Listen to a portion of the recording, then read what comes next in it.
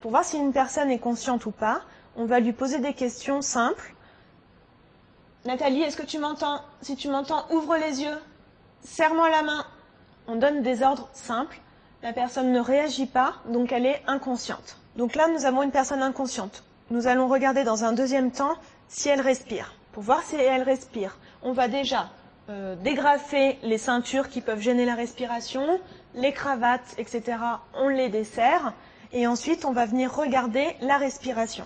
Quand une personne est inconsciente, tous les muscles sont relâchés. La langue, c'est un muscle, donc en fait, elle va tomber comme ça au fond de la gorge.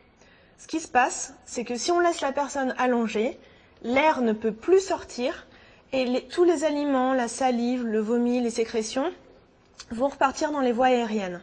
Donc, pour ça, nous allons basculer la tête en arrière en levant le menton vers le haut, ce qui va permettre de faciliter le passage de l'air.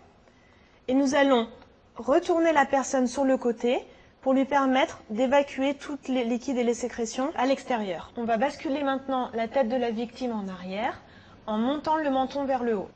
On ouvre la bouche et on va venir se positionner comme ceci pour apprécier la respiration. Sentir le souffle sur la joue, regarder le ventre qui se lève et entendre des bruits éventuels pendant 10 secondes. Donc on a une personne qui est inconsciente et qui respire.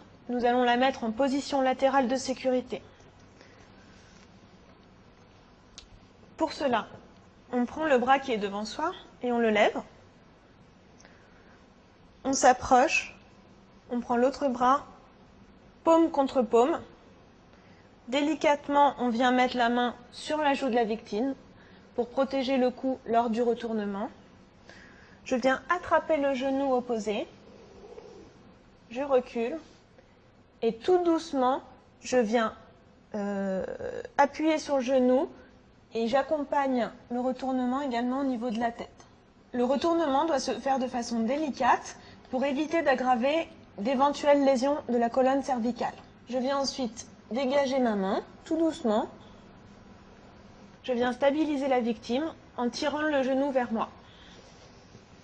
La victime est donc bien stable, en appui sur son genou et sur son coude. Je viens avec juste mon doigt ouvrir la bouche de la victime pour que les liquides puissent s'écouler vers l'extérieur. Il est important de surveiller régulièrement la victime pour éviter que son état s'aggrave, de la couvrir avec une couverture ou un manteau si elle est à même le sol, et évidemment d'appeler les secours pour qu'ils puissent assurer le suivi de la victime.